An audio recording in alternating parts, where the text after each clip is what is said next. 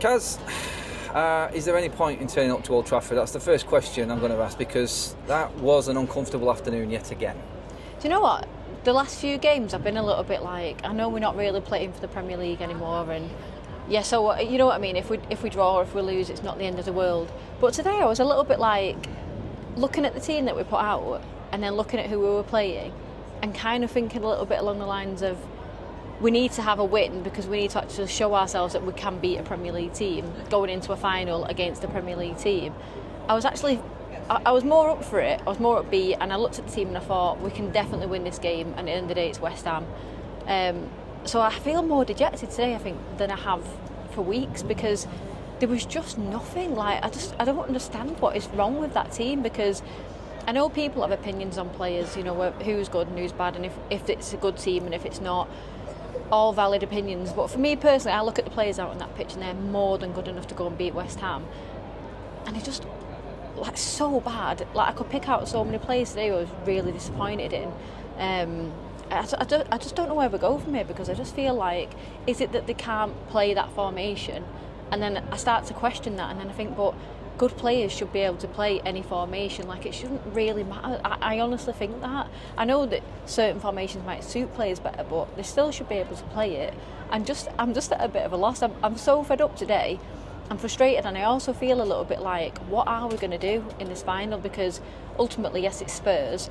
And probably the only saving grace from today and how I feel is that Spurs also lost 2-0 against Palace. But I just felt like we need to win today to give ourselves that lift, that momentum. We've played in the Premier League at home, we've got to win, and we've got a final coming up against Spurs, who would have lost 2-0, and it just would have set us up nicely. Yet we're on this same path of just losing consistently in Premier League games. And I am actually concerned, because I just don't see where we get a win from.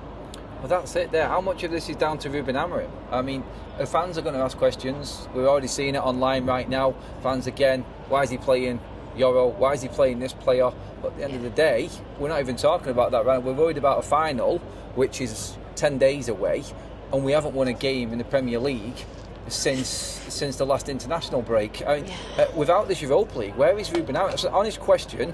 Would you think Ruben Amorim's job was at risk in this season now as it is, if we didn't have the Europa League? I think from a United perspective, from the board, I would say I don't think it is at risk, but I feel like the Europa League is saving him a little bit with the fans. For me personally, I'm still backing Ruben Amorim. There's no question about that for me. I definitely don't want a new manager. I want to give him the summer, see what players he brings in. I like Ruben Amorim. I want so much for him to do well. But I do also feel like if it wasn't for the Europa League and us being in this final, I think a lot more fans would be turning on him than are now.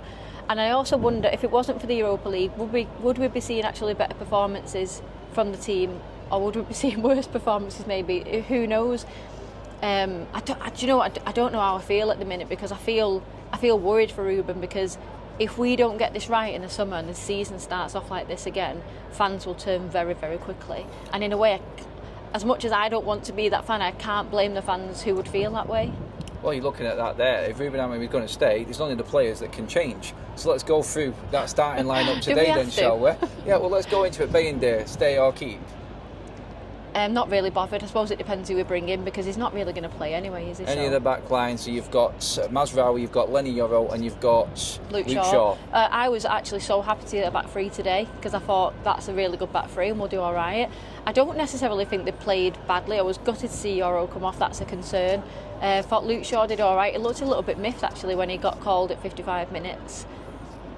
I don't know, I'm wondering, when that happened, I'm thinking, is that because Ruben wants to play him in the final and he's thinking, I need to save him? Because for me, if he wasn't thinking that, I'd have kept him on for longer. Mm-hmm. So I'm wondering about that. But for the back three, didn't think they were too bad. Mazraoui probably wasn't as good as... Do you know what? I'd say for all the players that none of them were as good as they can be today. Yeah.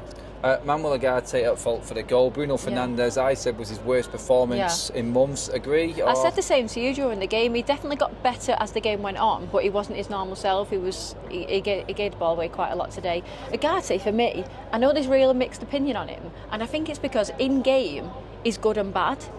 So it's so hard at the end of the game to kind of analyse Ugarte for me, because he does a lot of good things and then some bad things, and then he'll have a really good game in between it all. And another thing which I mentioned to you today, which I just want to pick up on, I think so many of the squad at United, I think when people go through them and say who would you keep, who would you not keep, I think the reason we barely want to get rid of anyone is because each of them players will have a good game and you'll be like, oh, they are such a good player, you know, they're the future. And then they'll have 4 crap games. But because of that one good game they had, they kind of kept up there as a player we want to keep. But there's no consistency with anyone. And I think Garnett's a perfect example of a player who will have a really good game and then not do anything for weeks. But all these players, I think we need to start being a bit more ruthless with, like, are they consistently a good player, yes or no? And if they're not, they need to go. The only problem with that is we probably won't have any players left. Well, that's the conundrum in front of us, because we're talking about the 2 midfielders there. Both had poor games, Bruno and Manuel Ugarte. Both wing-backs were struggling today as well. The front line, we were excited to see something different, and it completely failed. Mainoo was a ghost, and Rasmus Højlund, yet again, with him in this side, a lot of fans in there, the same thing keeps coming out, playing with 10 men. He just isn't good enough for Man United. What do we do with a £75 million flop? And what do we do? And this is where I feel a bit sorry for Ruben, because Mount and Mainoo came on the other night and everyone was saying how great they were.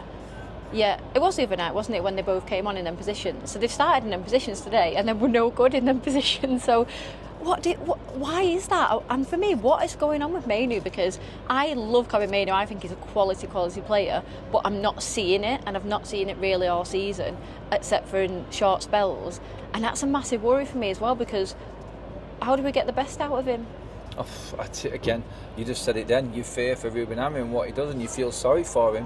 When you've got them players and they're not performing in that system, it comes down to the board, it comes down to the owners, and they're the ones that are going to have to make these changes and be, like you said, as ruthless with our opinions of these players in reality. Because if they are still here next season, I said Ruben won't last through Christmas.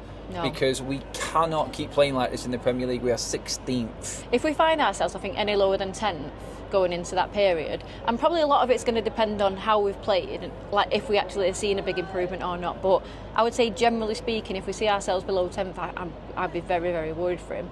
And I just want to touch upon Ahmad as well today, because even for Ahmad wasn't as good as he can be, but still he's the only player for me that I'd say him and Bruno are the only two that have, like what you said, the X factor, that's something extra that when they get the ball you feel like they can do something. I just feel like with Ahmad, it's like if he doesn't score, if Bruno doesn't score, where's it coming from? And that's so bad that we were so reliant upon people like that. It is, it's not good. This is the last vlog you'll do before the final, Kaz. We're forgetting about Chelsea because we don't turn up in the Premier League. So do I have to even come to Old Trafford again? Can we do it? You don't have to come to Old Trafford again. You don't have to. You forced me here today. Can we? Yeah, I did actually, yeah. Can we actually win the final? That's all that matters now. We can definitely win the final, but I'm not... do you know what? Like I say, Spurs lost 2-0 today, so they're just as bad as us. And I think it's anyone's. We can definitely do it, but I am concerned. Cheers, Kaz.